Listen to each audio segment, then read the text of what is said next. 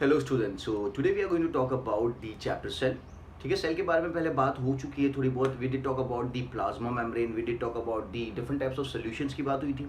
सो आज आगे चलते हुए आज दूसरे डिफरेंट स्ट्रक्चर्स के बारे में बात करते हैं which are present in the cell. ठीक है, सो पहला स्ट्रक्चर जो मैं एक बात करूंगा जो प्रीवियस वाले लेक्चर से रिलेटेड है, we did talk about plasma membrane और सेल मेम्ब्रेन। और उस टाइम पे वी डिड टॉक अबाउट कि वहाँ पे किस तरीके से हाइपोटोनिक सॉल्यूशन है या फिर हाइपरटोनिक सॉल्यूशन है, कि तो सॉल्वेंट किस तरीके से अंदर एंटर होता था, सॉल्वेंट किस तरीके से बाहर एंटर होता था। और एनिमल सेल वाले केस में अगर जब सॉल्वेंट अंदर एंटर होता है तो एनिमल सेल क्या हो जाता है, बर्स्ट हो जाता है। ठीक है, ये सब बातें हुई थी। अब मैं यहाँ पे एक और चीज़ इंट्रोड्यूस करूंगा, that is going to be the cell wall. ठीक है, सेल वॉल। अब ये सेल वॉल क्या है, तो पहले तो ये पता होना चाहिए कि जो सेल मेम्ब्रेन या प्लाज्मा मेम्ब्रेन जो अपने प्रीवियस लेक्चर में पढ़ी थी, that membrane is elastic and as well as it is living. It is elastic as well as living. But when you talk about cell wall is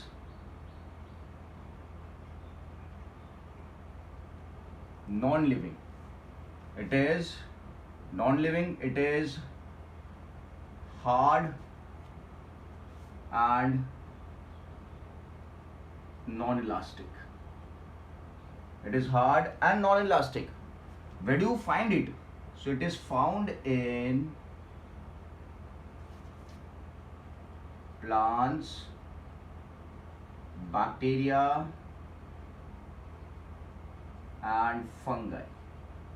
ठीक है, found in plants, fungi and bacteria. कहाँ पे नहीं पाया जाता है? So absent in animals, absent in animals. ठीक है, सो सेल वॉल क्या चीज है? तो cell wall it's a non living component. कहाँ देखने को मिलता है? तो it is found in plants, fungi, bacteria. और कहाँ नहीं देखने को मिलेगा? So that is animals. ठीक है, it is hard and it is non elastic. It is hard and it is non elastic. तो यार काम क्या कर रहा है? तो इट प्रोवाइड्स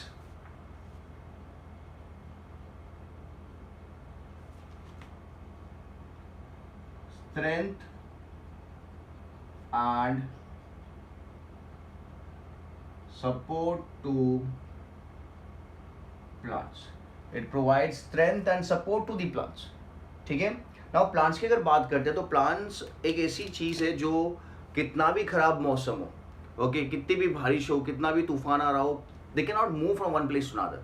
जैसे अगर आप एनिमल्स की बात करें तो एनिमल्स क्या करेंगे? अगर बाहर काफी बारिश है, they would move and go to a place जहाँ पे they are safe, but a plant can not do that.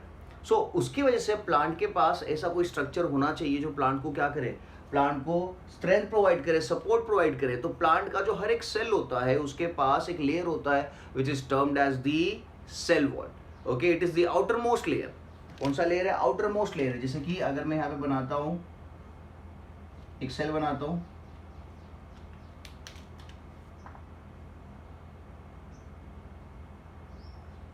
इस तरीके से, तो जो बाहर वाला लेयर है दिस इज सेल वॉल, और जो अंदर वाला लेयर है दैट इज सेल मेम्ब्रेन। ठीक है, तो प्लांट सेल है या फिर फंगाई है या फिर बैक्टीरिया है, उनके पास दो लेयर्स हो गए, cell wall and cell membrane. और एनिमल सेल के पास सिर्फ एक ही लेयर होगा, that is going to be the cell membrane. ठीक है, so every plant cell is going to have this hard rigid structure around it, so that it keeps the plant safe in adverse condition, in harsh condition plant को बचा के रखेगा। ठीक है, so now ये same चीज अपन लेते हैं and we'll talk about the solutions again. So solution की बात करते हैं फिर से। तो मैं यहाँ पे कंपैरिजन लेता हूँ। मैं क्या करूँगा, दो सेल ले लूँगा, एनिमल सेल और प्लांट सेल। सो यहाँ पे कंसिडर करते हैं ये है दो लेयर, जिसमें हो गया वो क्या होगा, वो होगा प्लांट सेल, और ये इसके अंदर की तरफ मेम्ब्रेन है। प्लाज्मा मेम्ब्रेन क्या होती है? इलास्टिक होती है। और एनिमल सेल अगर मैं बताता हूँ तो एनिमल सेल के पास सिर्फ प्लाज्मा मेम्ब्रेन, इसलिए मैं यहाँ पे सिर्फ एक ही लेयर दिखा रहा हूँ। और ये सेल्स को अपन प्लेस करते हैं कंटेनर में, और उस कंटेनर के अंदर अपन सोल्यूशन लेते हैं हाइपोटोनिक सोल्यूशन। कौन सा सोल्यूशन? हाइपोटोनिक या फिर concentrated solution, I am sorry, dilute solution. अभी तक आपको पता चल जाना चाहिए कि हाइपोटोनिक सॉल्यूशन में कौन सा चीज का प्रोपोर्शन ज्यादा होता है। हाइपोटोनिक सॉल्यूशन में सॉल्वेंट का प्रोपोर्शन ज्यादा होता है। किसका प्रोपोर्शन ज्यादा होता है? सॉल्वेंट, वाटर, और सोल्यूट का प्रोपोर्शन कम होता है। तो अगर ये प्लांट सेल को मैं किसी सॉल्यूशन में रख रहा हूं जिसमें सॉल्वेंट का प्रोपोर्शन सेल के कंपैरेटिवली, सेल के अंदर जो सॉल्यूशन है उसके कंपैरेटिवली क्या है? ज्यादा है, तो यहाँ पे क्या होगा? ऑस्मोसिस होगा। ओके, जो सॉल्वेंट है वो मूव करेगा अपने हायर अमाउंट से लोअर अमाउंट की तरफ, क्योंकि यहाँ पे सॉल्वेंट कम है और यहाँ पे सॉल्वेंट, सोल्यूशन में सॉल्वेंट ज्यादा है। ठीक है, what is going to happen? The water is going to move inside. तो इस तरीके से पानी अंदर जाएगा। ठीक है, the same is going to happen with the animal cell. Animal cell में भी पानी अंदर की तरफ जाएगा, बिकॉज एनिमल सेल में भी क्या है? आपने जो सोल्यूशन यूज किया, कौन सा सोल्यूशन है? हाइपोटोनिक सोल्यूशन है, और हाइपोटोनिक सोल्यूशन में सॉल्वेंट ज्यादा होता है compare to the animal cell. ठीक है, अब दोनों सेल्स के अंदर पानी अंदर एंटर हो रहा है। अब दोनों सेल का जो एंड रिजल्ट है वो अलग है। क्या होगा? जैसे यहाँ पे पानी अंदर एंटर होता जाएगा, एंटर होता जाएगा, एंटर होता जाएगा, तो जो एनिमल सेल है वो स्वेल होता जाएगा, स्वेल होता जाएगा, स्वेल होता जाएगा, और एक टाइम के बाद एनिमल सेल बर्स्ट हो जाएगा। क्या हो जाएगा? बर्स्ट हो जाएगा, क्योंकि प्लाज्मा मेम्ब्रेन क्या है? वो हार्ड और रिजिड नहीं है, वो इलास्टिक है। वो क्या है? इलास्टिक है। तो जैसे पानी अंदर एंटर हो रहा है तो सेल बर्स्ट, स्वेल होता जाएगा, स्वेल होता जाएगा, और एक पॉइंट पे आके क्या हो जाएगा? सेल बर्स्ट हो जाएगा। ठीक है, समझ में आया? ओके, तो यहाँ पे अपन क्या लिखेंगे? जो एनिमल सेल है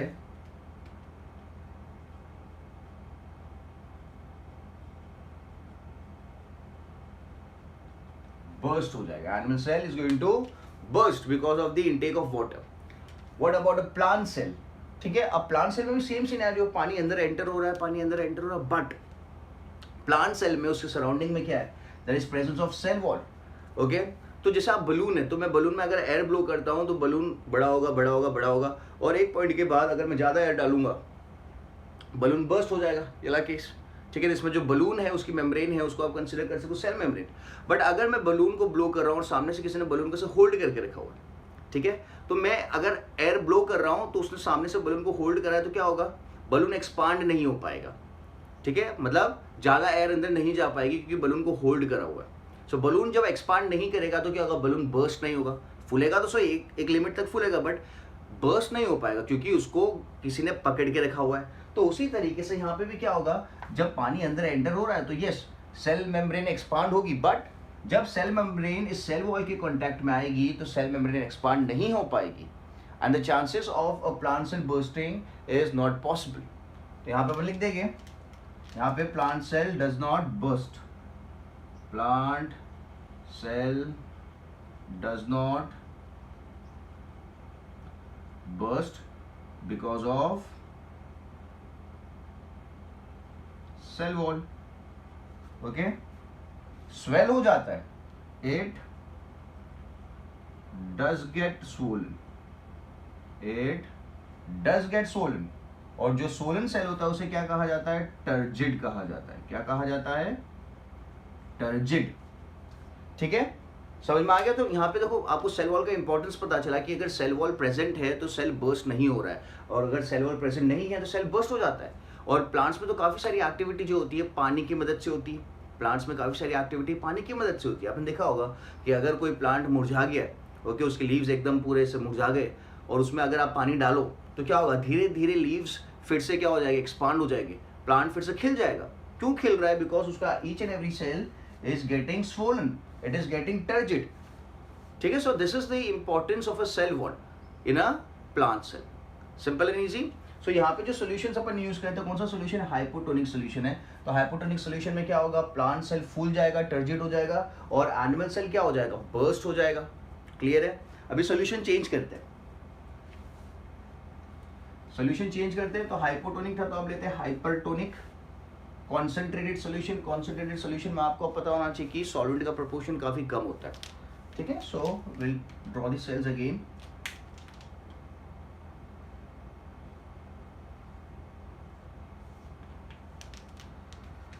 अंदर की तरफ सेल मेम्ब्रेन,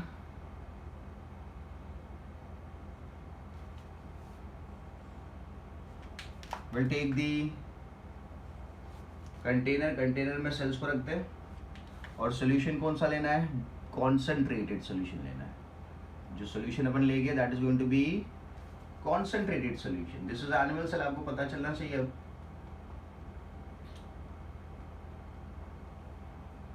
ठीक है, सो दिस इज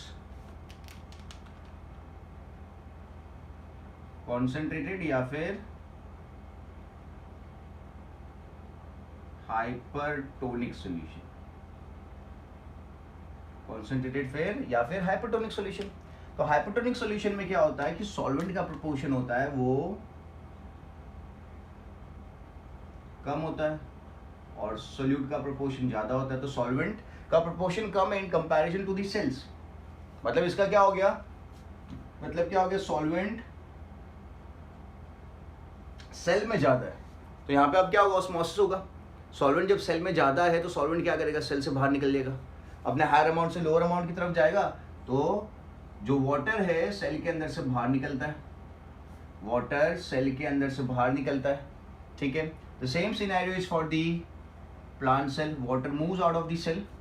अब जब वाटर सेल से बाहर निकलेगा तो सेल क्या होने लगेगा, श्रिंक होने लगेगा. क्या होने लगेगा, श्रिंक होने लगेगा. यहाँ पे अपन लिखते हैं सेल चेंजेस शेप एंड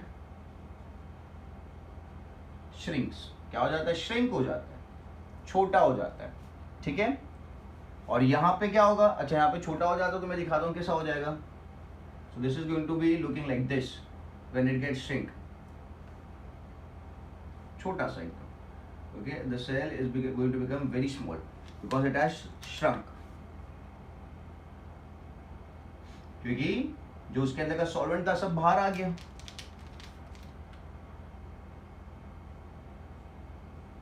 ठीक है, so what about the plant cell, same scenario होगा क्या. तो यहाँ पे पानी तो बाहर आया है, बट अगर आप स्ट्रक्चर को याद रखो तो अपन ने बोला है कि सेल वॉल है, सेल वॉल हार्ड है, रिजिड है.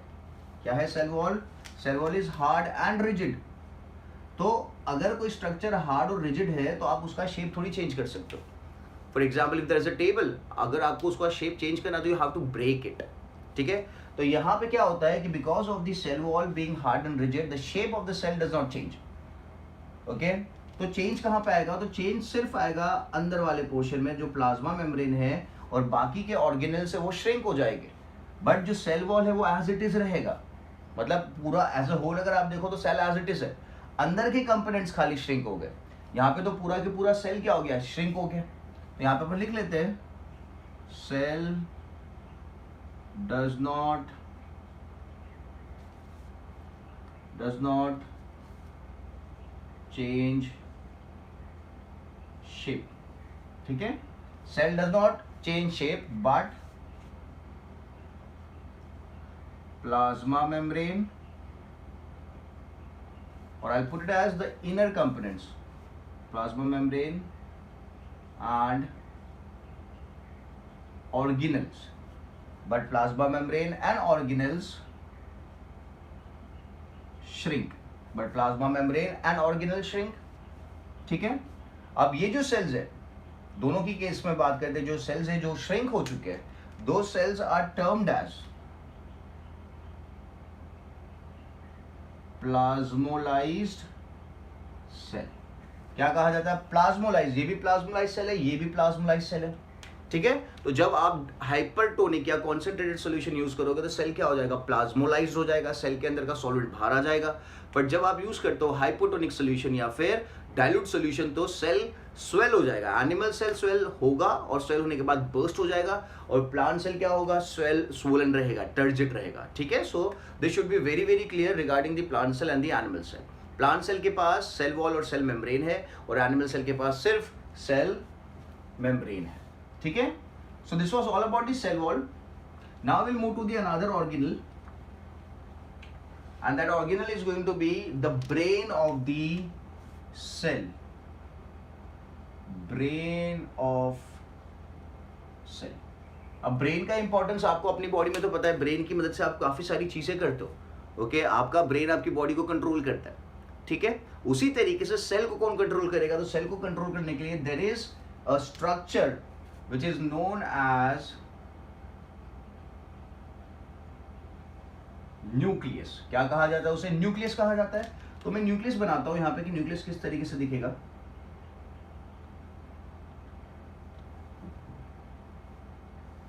ठीक है,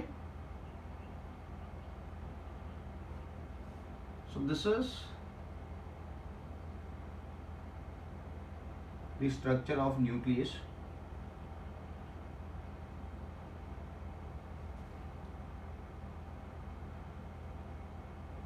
ठीक है, और न्यूक्लियस के सेंटर में एक स्ट्रक्चर है जिसे कहा जाता है न्यूक्लियोलस। क्या कहा जाता है? न्यूक्लियोलस। और स्ट्रक्चर में पूरा जो स्प्रेड हुआ एक और चीज है, that is the genetic material. क्या है? Genetic material. And apart from this there is the base material, जिसे न्यूक्लियोप्लाज्म कहा जाता है, जिसके अंदर ये सब चीजें सस्पेंडेड है। इसके अंदर ये सब चीजें सस्पेंडेड है।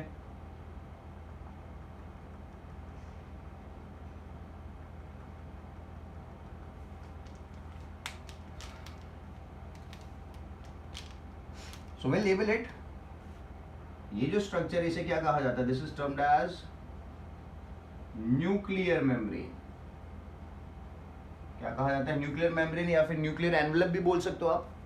ये जो ओपनिंग्स दिख रही है इसे कहा जाता है न्यूक्लियर पोर। Nuclear pore. ठीक है, then what do we have? We have this structure here, this is known as nucleolus. ठीक है, and then we have this structure, red colour का फाइबर जैसा स्ट्रक्चर है, दैट इज क्रोमेटिन। और बाकी का जो बेस मटेरियल है पूरा, that is known as nucleoplasm. That is known as nucleoplasm. ठीक है, नाउ न्यूक्लियोलस का यहाँ पे क्या फंक्शन है तो आपको याद रखना है, nucleolus is known as ribosome factory. एक और स्ट्रक्चर जो आप पढ़ेंगे सेल के अंदर, उसका नाम है राइबोसोम। ठीक है, तो nucleolus is known as the ribosome factory, क्योंकि वो राइबोसोम का प्रोडक्शन करता है, राइबोसोम को बनाता है। ठीक है, न्यूक्लियर पोर किस काम में आ रहा है? तो न्यूक्लियर पोर काम में आता है इन transport of material from inside the nucleus towards the outside. यहां पे लिखते हैं it helps in transport of material. किसमें काम में आता है? ट्रांसपोर्ट ऑफ मटेरियल में काम में आता है। ठीक है, फिर न्यूक्लियर मेम्ब्रेन तो एक एनवलप बना रहा है। क्रोमेटिन जो है, क्रोमेटिन क्या है? तो chromatin is a condensed form of DNA. It is the condensed form of DNA. ठीक है, या फिर कंप्रेस्ड फॉर्म ऑफ डीएनए आप बोल सकते हो। इसके बारे में हम बात करते हैं आगे। ठीक है, एंड न्यूक्लियोप्लाज्म क्या है? तो nucleoplasm is the base material. It is the base material जो क्या करेगा? इन सब चीजों को होल्ड करके रखेगा। ठीक है, सो काफी सारी बायोकेमिकल एक्टिविटी है, जो भी सेल के अंदर एक्टिविटी होती है, that is going to be governed by the nucleus. इसीलिए इसे क्या कहा जाता है? It is termed as the brain of the cell. तो यहाँ पे न्यूक्लियोलस का क्या काम है? तो राइबोसोम बनाता है। न्यूक्लियर पोर का क्या काम है? Transport of material from inside the nucleus towards the outside. Then this is nuclear membrane. तो न्यूक्लियर मेम्ब्रेन क्या करता है? तो न्यूक्लियर मेम्ब्रेन में एक और चीज में लिख देता हूँ, it forms in, it helps in formation of, एक स्ट्रक्चर पढ़ेगा अपन आगे, एंडोप्लाज्मिक रेटिकुलम। कौन सा structure? Endoplasmic reticulum. And chromatin is the condensed form of DNA. It is a genetic material. कौन सा मटेरियल है? जेनेटिक मटेरियल है। ठीक है, अब ये जो न्यूक्लियस है, इसके पास जो सबसे इंपॉर्टेंट चीज है, that is the chromatin, that is the DNA. ठीक है, so let's go through the DNA first.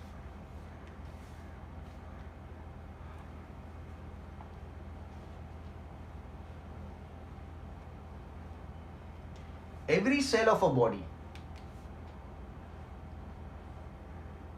see this is DNA। ये जो स्ट्रक्चर मैंने यहाँ पे बनाया है, इसे डीएनए कहा जाता है। ओके, डीएनए का अगर फुल फॉर्म देखें, सो दैट इज डीऑक्सी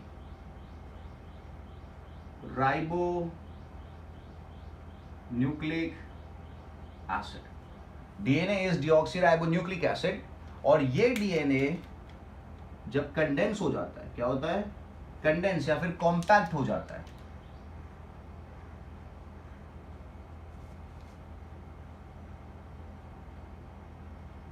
ठीक है, तो it makes a structure which is known as, जो भी अपन ने देखा, that is chromatin, a fibre और a thread like of structure, इस तरीके से। तो ये क्या है, पूरा जो स्ट्रक्चर है thread like a fibre, this is known as chromatin, this is known as chromatin. और यही क्रोमेटिन जब और कॉम्पैक्ट हो जाता है या फिर और कंडेंस हो जाता है, तो जो स्ट्रक्चर बनता है उस स्ट्रक्चर को कहा जाता है this structure, this structure is known as chromosome. क्या कहा जाता है, क्रोमोसोम। सो डीएनए जब कंपैक्ट होता है तो बनता है क्रोमेटिन, क्रोमेटिन जब कंपैक्ट होता है, कंडेंस होता है, तो बनता है क्रोमोसोम। ठीक है, और every cell consist of 46 chromosome. कितने क्रोमोसोम होते हैं हर एक सेल के अंदर? 46 क्रोमोसोम होते हैं, या फिर we can also put it as 23 pairs. कितना? 23 पेयर्स ऑफ क्रोमोसोम्स होते हैं। ठीक है, so every single cell consist of 46 chromosome या फिर 23 pairs. This is we are talking about humans. ये ह्यूमंस की बात कर रहा हूं मैं, हर एक एनिमल में नंबर चेंज होता रहेगा।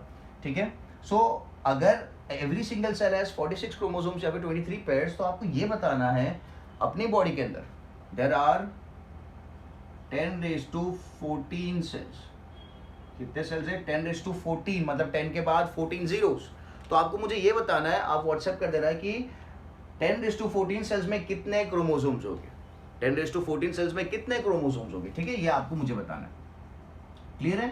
सो I hope this is clear कि we have DNA, DNA becomes compact and forms chromatin, chromatin becomes compact and forms chromosome, and there are 46 chromosomes in the cell. ठीक है, अब एक और चीज आपको याद रखनी है कि क्रोमोसोम, जब आप न्यूक्लियस को देख रहे हो माइक्रोस्कोप के अंदर, तो आपको हमेशा क्रोमोसोम नहीं दिखेगा। Chromosome is only visible in dividing cells. तो मैं यहाँ पे लिख देता हूं, chromosome is only visible in dividing cell. ठीक है, जब सेल डिवाइड हो रहा होगा तभी आपको क्रोमोसोम देखने को मिलेगा। बाकी के स्टेजेस में क्या दिखेगा? तो नॉन डिवाइडिंग सेल्स, अगर सेल डिवाइड नहीं कर रहा है, मल्टीप्लाई नहीं कर रहा है, तो जो स्ट्रक्चर प्रेजेंट है that is chromatin. So chromatin is found in non dividing cell and chromosome is found in a dividing cell. ठीक है, सो यहाँ पे जो क्वेश्चन है आप सॉल्व करके मुझे बता देना, क्या आंसर आएगा व्हाट्सएप कर देना। ठीक है, अब ये डीएनए काम क्या करता है? ये डीएनए के पास काफी सारी इंफॉर्मेशन होती है। Okay, DNA consist of a lot of informations. Okay, कौन सी इंफॉर्मेशन? वो इंफॉर्मेशन होती है कि यार मेरे बाल का कलर क्या होगा, मेरी हाइट क्या होगी, मेरा स्किन कलर क्या होगा। ठीक है, सो आपके पास जो भी कैरेक्टर्स है, आप जिस तरीके से दिख रहे हो, okay, that is because of your DNA. All your physical characters are because of your DNA. ठीक है, अगर आप ब्लैक कलर की स्किन है आपकी, तो वो ब्लैक ही रहने वाली है। अगर आप कितने भी फेयर एंड लवली लगा लो, आप कोई भी क्रीम लगा लो, आप गोरे नहीं हो जाओगे। अगर आपकी हाइट 5.5 है, आपका डीएनए आपको हाइट देता है। फिर आप कितने भी पुलअप्स कर लो, कितना भी बास्केटबॉल खेलो, कितने भी साइकिल चला लो, आपकी हाइट नहीं बढ़ने वाली है। तो आपका जो भी कैरेक्टर है, आपकी जो भी फिजिकल कैरेक्टर्स, आपकी नाक पॉइंटेड है, आपकी नाक टेढ़ी है, आपके कान छोटे हैं, आपकी आंखें बड़ी है, ये सब कैरेक्टर्स आपको कौन देता है? डीएनए देता है। और ये डीएनए के पास कैरेक्टर्स कहां से आते हैं? ये डीएनए के पास कैरेक्टर्स आते हैं अपने पेरेंट्स से। DNA is given to us by our parents, so all the characters we receive are from the parents. ठीक है, तो अगर कोई बच्चा है तो बच्चे के पास जो कैरेक्टरिस्टिक्स है वो कहां से आती है? पेरेंट्स के पास से आती है। ओके, ठीक है, सो डीएनए कैरीज दी, डीएनए है या फिर क्रोमैटिन है या फिर क्रोमोसोम है, इन्हें क्या कहा जाएगा? We can also term them as the genetic material. क्या कहा जाएगा? इनको जेनेटिक मटीरियल भी बोल सकते हैं, they can also be termed as genetic material. ठीक है, सो यहां पे देखते हैं किस तरीके से इसके पास जेनेटिक इंफॉर्मेशन होती है, और ये इंफॉर्मेशन कहां से आती है? पेरेंट्स से आती है। जैसे कि अगर मैं लेता हूं पेरेंट्स को, will take father and mother. ठीक है, तो यहां पे मैं कंसिडर करता हूं फादर का डीएनए, और यहाँ पे कंसिडर करते हैं मदर का डीएनए, अपन ब्लू में दिखाते हैं। तो जब फादर और मदर रिप्रोड्यूस करेंगे तो क्या होगा, there is formation of a baby, इसका फॉर्मेशन होगा, बेबी का फॉर्मेशन होगा, और ये बेबी के पास क्या होगा, दोनों के डीएनए होंगे, आधा डीएनए फादर का और आधा डीएनए मदर का, आधा डीएनए फादर का होगा, आधा डीएनए मदर का होगा। So that is why we have the characteristics coming from the parents, because we have the DNA from both the parents. ठीक है, आप ये जब बेबी बड़ा होगा, ये इसकी जब शादी होगी, इसके जब बच्चे होंगे, तो उसके पास भी कौन सा कैरेक्टर जाएगा, इसका कैरेक्टर जाएगा। ठीक है, जो इसके पेरेंट्स आया। इसीलिए डीएनए को क्या कहा जाता है, जेनेटिक इंफॉर्मेशन कहा जाता है, हेरिडिटरी इंफॉर्मेशन कहा जाता है, जो one generation to another generation is passed on. Okay, तो ये जो कैरेक्टर हो गए, characters in DNA are passed from one generation to another generation, इसलिए इसे क्या कहा जाता है, हेरिडेटरी मटेरियल कहा जाता है या जेनेटिक मटेरियल कहा जाता है। ठीक है, सिंपल एंड इजी। अभी जो डीएनए है, डीएनए के ऊपर एक और चीज होती है, डीएनए का जो फंक्शनल पार्ट होता है, फंक्शनल पार्ट जो एक्चुअली कैरेक्टर्स देता है, functional part of DNA is known as gene. The functional part of DNA, उसे क्या कहा जाता है, उसे जीन कहा जाता है, ये याद रखना। ठीक है, डीएनए में जो मेन पार्ट है, जो काम करता है एक्चुअली कैरेक्टर्स देने का, उसे जीन कहा जाता है। तो क्या हो गया अब, gene, DNA, chromatin and chromosome. Clear है, simple and easy. So let's move ahead now. जिनके पास वेल डेवलप्ड न्यूक्लियस होता है, अभी जो अगर मैं अपनी बात करूं, और जो स्ट्रक्चर अभी अपने बनाया था, that was a well developed nucleus. ठीक है, तो जिन एनिमल्स के पास वेल डेवलप्ड न्यूक्लियस होता है, उन एनिमल्स को कहा जाता है यूकैरियोटिक ऑर्गेनिजम्स। क्या कहा जाता है,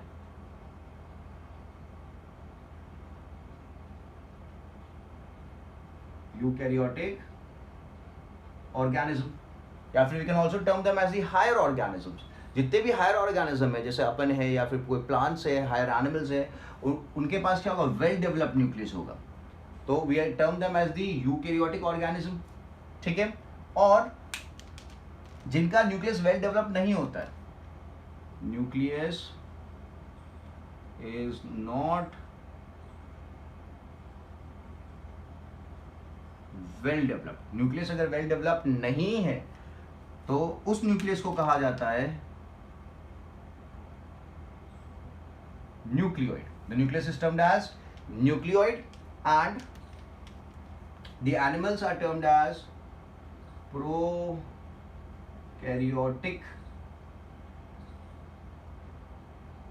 organism. The animals are termed as prokaryotic organism. ठीक है, and there are some animals जिनके न्यूक्लियस होता ही नहीं है, do not have nucleus. Nucleus है ही नहीं. Those animals are termed as akaryotic organism. Those animals are termed as akaryotic organism. ठीक है, जिसका न्यूक्लियस वेल डेवलप्ड है वो हो गया यूकैरियोटिक, जिसका न्यूक्लियस वेल डेवलप्ड नहीं है उस न्यूक्लियस को क्या कहा जाता है, न्यूक्लियोइड कहा जाता है, और एनिमल्स को कहा जाता है प्रोकैरियोटिक, और जिनके पास न्यूक्लियस है ही नहीं उन्हें एकारियोटिक कहा जाता है. एग्जाम्पल अगर देखें तो इसका एग्जाम्पल है वायरस. क्या है, वायरस. इसका एग्जाम्पल है बैक्टीरिया, और इसका एग्जाम्पल है higher plants and animals. Higher plants and animals. I hope this is clear now. Eukaryotic organism कौन सा organism जिनका न्यूक्लियस नहीं है, do not have nucleus. Okay, eukaryotic. Example virus, जिनका न्यूक्लियस है पर डेवलप नहीं है. जो न्यूक्लियस डेवलप नहीं होता उसे क्या कहा जाता है, न्यूक्लियोइड कहा जाता है. So examples is prokaryotic organism. Okay, जिनका न्यूक्लियस वेल डेवलप्ड है, those are termed as eukaryotic organism, example is higher plants and animals. ठीक है, so now you know what is DNA, what is chromosome. एक और बात जो मैं बात कर रहा था सेल वॉल के बारे में, जैसे कि मैंने स्किप कर दिया एक चीज, जैसे कि ये एक सेल है, प्लांट सेल है, प्लांट सेल के बाजू में दूसरा सेल होगा क्योंकि टिश्यू बनेगा ना। यहाँ पे एक और सेल ले लेते हैं,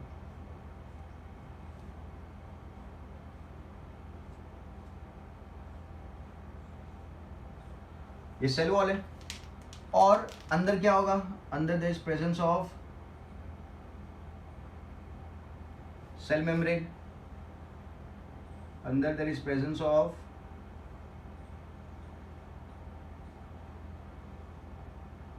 सेल मेम्ब्रेन। अब यहाँ पे एक इंटरेस्टिंग स्ट्रक्चर बनता है, अगर ये दोनों सेल्स को एक दूसरे के साथ कम्युनिकेट करना हो, दोनों एडजेसेंट सेल्स को अगर दूसरे के साथ कम्युनिकेट करना हो, तो सेल वॉल में ओपनिंग्स होती है। क्या होती है, सेल वॉल में ओपनिंग्स होती है, और इन ओपनिंग्स के थ्रू प्लांट सेल क्या कर सकते हैं, एक दूसरे के साथ कम्युनिकेट कर सकते हैं। और जो साइटोप्लाज्म होता है सेल का, सेल मेम्ब्रेन जो होती है, वो दूसरे सेल्स के साथ इस तरीके से कनेक्टेड है।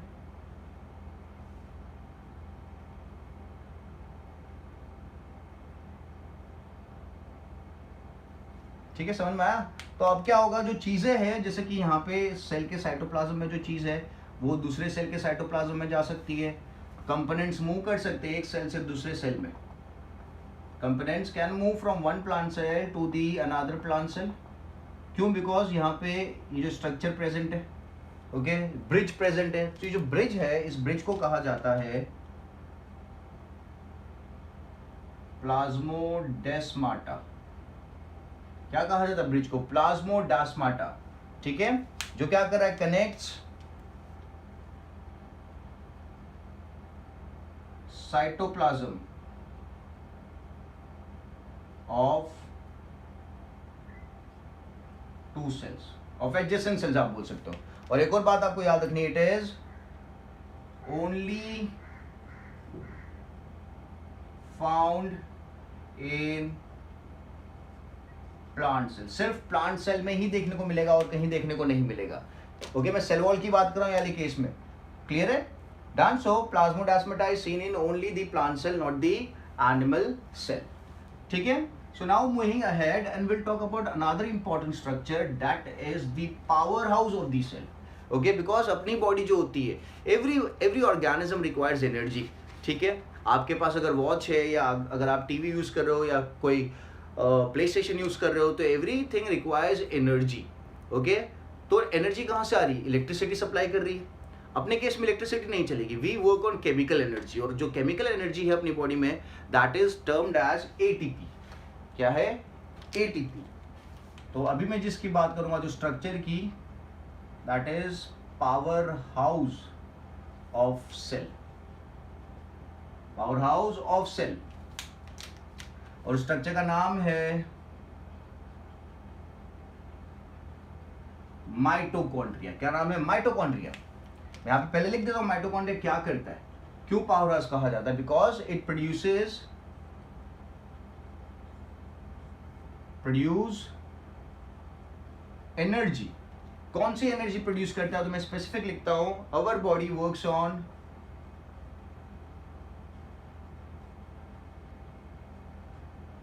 It works on chemical energy, और उस केमिकल एनर्जी का नाम है ATP. It is termed as the energy currency of body.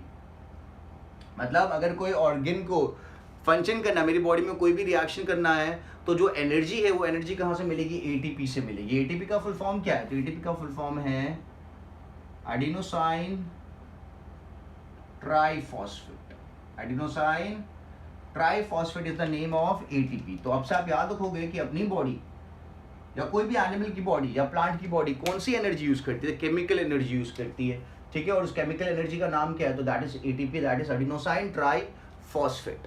ठीक है, नाउ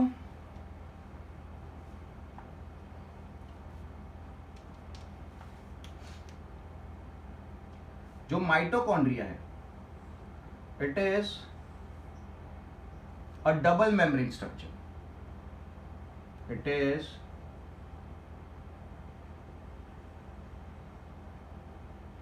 अ डबल मेम्ब्रेन स्ट्रक्चर। जैसे आप देख सकते हो यहां पे दो मेम्ब्रेन है, एक बाहर एक अंदर,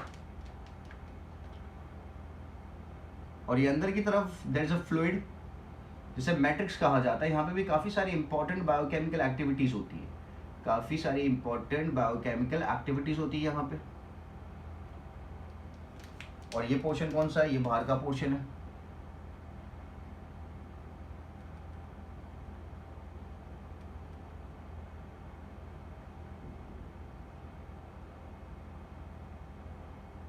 क्लियर है? और माइटोकॉन्ड्रिया की आउटर मेम्ब्रेन पे there are openings, there are pores, there are pores on the outer surface of mitochondria.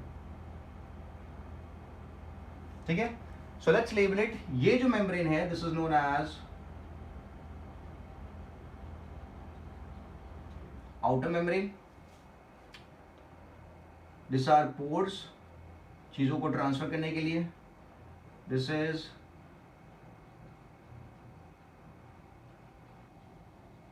Inner membrane. और इनर मेम्ब्रेन में ये जो प्रोजेक्शंस दिख रहा है आपको, this projections are termed as cristae. क्या कहा जाता है? Cristae.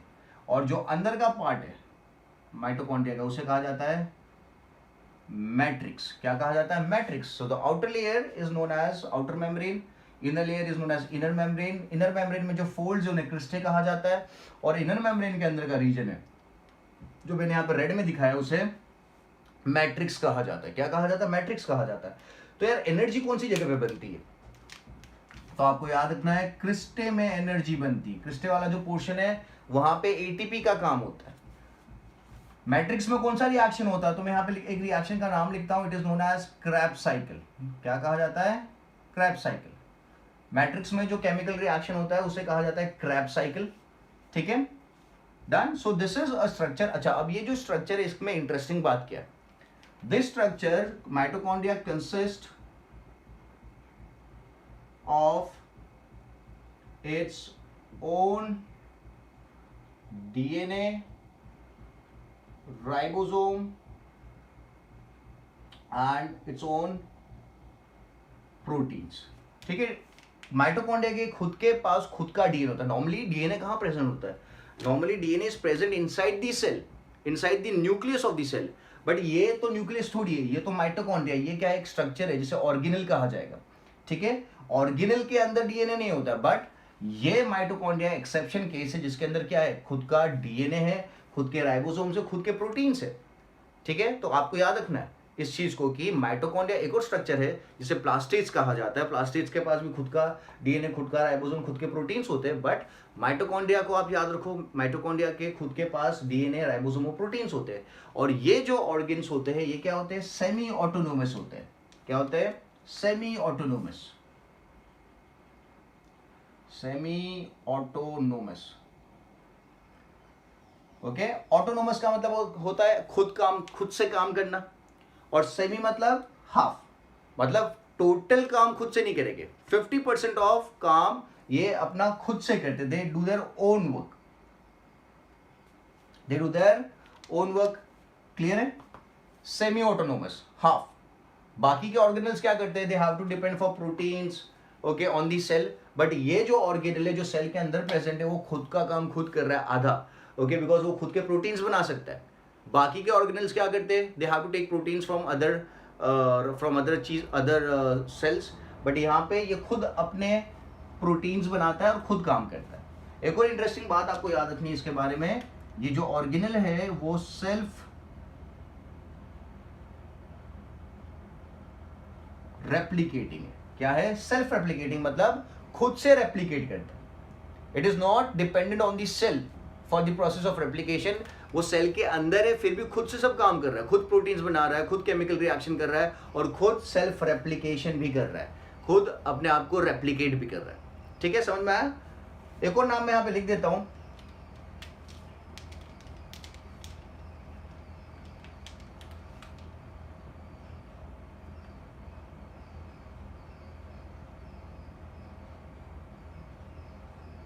Kolliker. Kolliker is the name of the scientist who discovered mitochondria. Kolliker is the name of the scientist who discovered mitochondria. ठीक है, so this is all about mitochondria. Mitochondria को power house क्यों बोलते हैं? क्योंकि वो ATP बनाता है. एटीपी कहाँ बनेगा? क्रिस्टे में बनेगा. क्रिस्टे क्या है? Folds of inner membrane. Folds of inner membrane is known as cristae. और अंदर की तरफ अगर आप देखो तो that is a matrix. Okay, matrix में काफी सारे बायोकेमिकल रिएक्शंस होते हैं. मैंने एक रिएक्शन का नाम लिखा, मैंने बोला क्रेब्स साइकिल होता है. ठीक है, बाहर की सरफेस में पोर्स है. The structure is semi autonomous because it has its own DNA, own ribosome, own proteins, and it is also self replicating. वो खुद अपने आप को डिवाइड करता है. क्लियर है? So this is all about the mitochondria.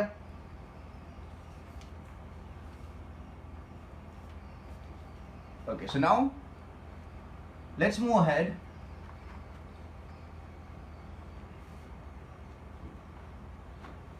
And let's talk about one more structure. एक और स्ट्रक्चर के बारे में अगर बात कर लेते हैं. Okay, and that structure is going to be a same structure which is like the mitochondria, but it is only present in the what do you call, it is only present in the plant cell. ठीक है, so mitochondria is present in plant cell and animal cell. दोनों में present है mitochondria, but अभी जो मैं structure के बारे में बात करूंगा that is present in only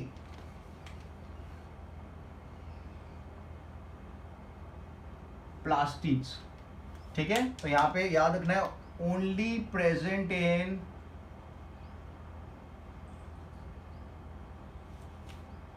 plant cell. Only present in plant cell. And we have different types of plastids. Plastids के काफी सारे types हैं अपने पास. जैसे we have chloroplast, we have chromoplast, and we have leucoplast. Chloroplast, chromoplast and leucoplast, ये बात सबसे important है. Only present in plastids and plant cell. और मैं एक और चीज लिख देता हूँ, they are similar to what? Mitochondria. याद रखना, they are similar to the mitochondria. ठीक है, क्लोरोप्लास्ट का काम क्या है? तो कलर इसका काम है, it imparts green colour. Plant को जो ग्रीन कलर मिलता है वो किससे मिलता है? क्लोरोप्लास्ट से मिलता है. ओके, और दूसरा इंपॉर्टेंट काम क्या करता है? performs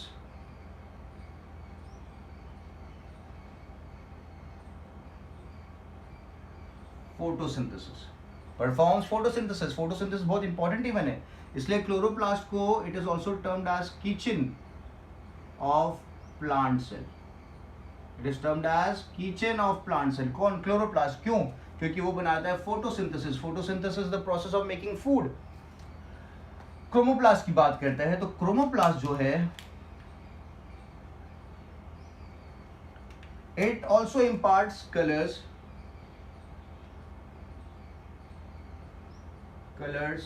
to fruits and flowers. Fruits and flowers को कलर इम्पार्ट करता है एक्सेप्ट ग्रीन कलर.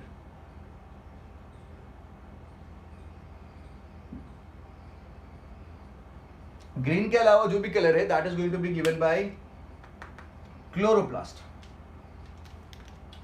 और लास्ट इज ल्यूकोप्लास्ट. तो यहां पे याद रखना है इस चीज को, दिस इज कलरलेस.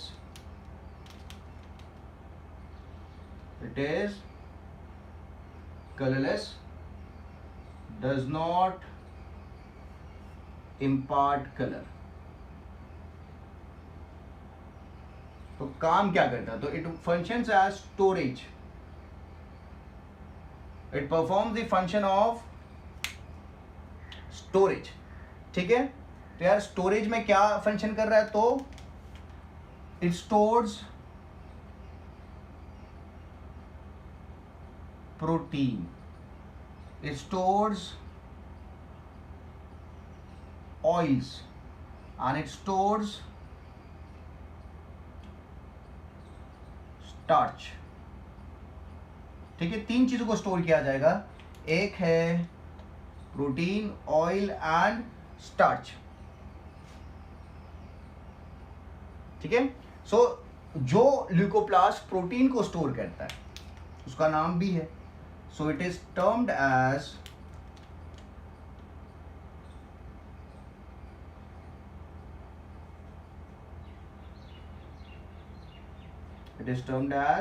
एल्यूरोप्लास्ट। क्या कहा जाता है उसे? कहा जाता है एल्यूरोप्लास्ट, ठीक है। और जो स्टोर करता है oils, it is termed as elaioplast. It is termed as elaioplast, ठीक है।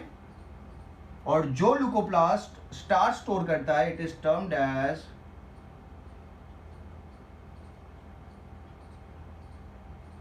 माइलोप्लास्ट, ठीक है। तो तीन टाइप के ल्यूकोप्लास्ट है जो क्या कर रहे हैं? स्टोरेज कर रहे हैं, कलर नहीं देते। दे आर कलरलेस, याद रखना। ये दोनों कलर देने का काम कर रहे हैं। फोटोसिंथेसिस ये परफॉर्म कर रहा है, फ्रूट्स को, फ्लावर्स को कलर देने का काम क्लोरोप्लास्ट कर रहा है। तो ल्यूकोप्लास्ट क्या काम कर रहे हैं? तो ल्यूकोप्लास्ट खाली स्टोरेज का काम कर रहे हैं, ठीक है। और स्टोरेज में अगर प्रोटीन को स्टोर करते हैं तो we term them as aleuroplast, अगर ऑयल्स को स्टोर करते हैं we term it as elaioplast, और अगर स्टार्च को स्टोर करते हैं तो we term it as amyloplast. We term it as amyloplast, ठीक है। Simple and easy.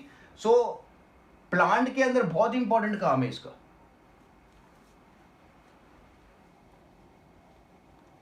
इसका भी अगर स्ट्रक्चर देखें तो क्या है?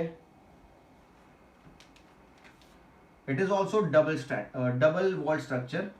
आपको डबल वॉल्स दिखेगी, ओके। सो दिस इज, दो वॉल्स दिखा दी मैंने, इनर एंड आउटर। और यहां पे एक इंटरेस्टिंग चीज देखने को मिलती है, इस तरीके से स्ट्रक्चर्स देखने को मिलते हैं।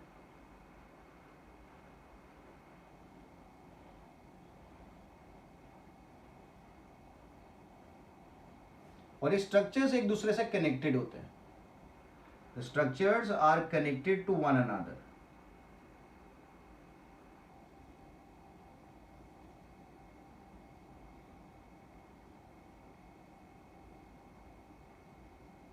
ठीक है, the structures are connected to one another. और इन स्ट्रक्चर्स के अंदर होता है क्लोरोफिल। क्या होता है? क्लोरोफिल, जो फोटोसिंथेसिस करने में हेल्प करता है।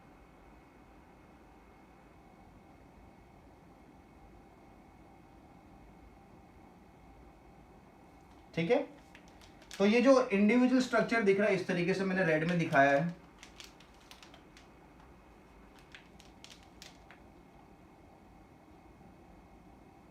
एक के ऊपर एक जो स्ट्रक्चर्स आपको दिख रहे हैं, और इनके अंदर क्या है? क्लोरोफिल है।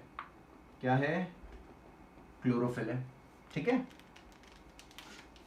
This structures are known as thylakoids. क्या कहा जाता है इन्हें? थाइलाकॉइड्स कहा जाता है। और इनके अंदर क्या है? There is presence of chlorophyll. There is presence of chlorophyll in the thylakoids, ठीक है। पूरे स्ट्रक्चर को अगर आप देखो तो it is termed as grana. पूरे स्ट्रक्चर को अगर देखिए it is termed as grana, ठीक है। ये जो ब्रिज दिख रहा है this is known as stroma lamella. इस ब्रिज का नाम है स्ट्रोमा लेमेला। और जो बाकी की जगह है, जो बेस पार्ट है, काफी सारे ग्रेना देखने को मिलेंगे। Grana is singular, plural is granum, ठीक है। तो काफी सारे बेस मटेरियल यहां पे देखने को मिलेगा, बेस चीज देखने को मिलेगा, and that base is known as stroma. Base is known as stroma, ठीक है। और ये हो गया आउटर मेम्ब्रेन, ये हो गया इनर मेम्ब्रेन, ठीक है। So we have outer membrane, inner membrane, stroma, grana, stroma lamella, और उसके अंदर थाइलाकॉइड्स, थाइलाकॉइड्स के अंदर क्लोरोफिल। तो इस तरीके से दिखता है प्लास्टिड। और ये मैंने जो स्ट्रक्चर बनाया है specifically this is of chloroplast. ये जो स्ट्रक्चर है किसका है? Chloroplast, because chloroplast is a type of plastid, ठीक है। क्या क्या याद रखोगे? तो इसके पास भी has its own DNA, own ribosome and own protein. इसलिए मैंने मेंशन किया था कि यार ये माइटोकॉन्ड्रिया के जैसा है, तो खुद का डीएनए, खुद के राइबोसोम में खुद का प्रोटीन है, इसकी वजह से ये खुद क्या करेगा, ये खुद आधा काम कर सकता है अपना, तो मैं लिखूंगा सेमी ऑटोनोमस है। और एक और पॉइंट लिखिए सेल्फ रेप्लिकेटिंग, क्या है, सेल्फ रेप्लिकेटिंग है। समझ में आया कि ऊपर से गया? So it is semi autonomous as well as it is self replicating and it has a lot of characteristics that match with the mitochondria. ठीक है, so this was all about the plastids. The diagram is very very important. ठीक है, I hope this is clear. So I hope आप लोग video देखते देखते, lectures देखते देखते आप नोट्स बना रहे हो। ठीक है, जो भी नोट्स आप बनाते हो उसका आपको व्हाट्सएप क्लिक करके मुझे सेंड करना है। ठीक है, मैंने आपको एक क्वेश्चन पूछ लिया है कि 10⁻14 सेल्स में कितने क्रोमोसोम्स हो गए, तो आप जब ये वीडियो देखो तो उसके बाद मुझे आंसर व्हाट्सएप कर देना। ठीक है, so I keep this much for the lecture. In the next lecture will talk about another structures, another organelles that are present in the cell. ठीक है, चलो बाय बाय, थैंक यू।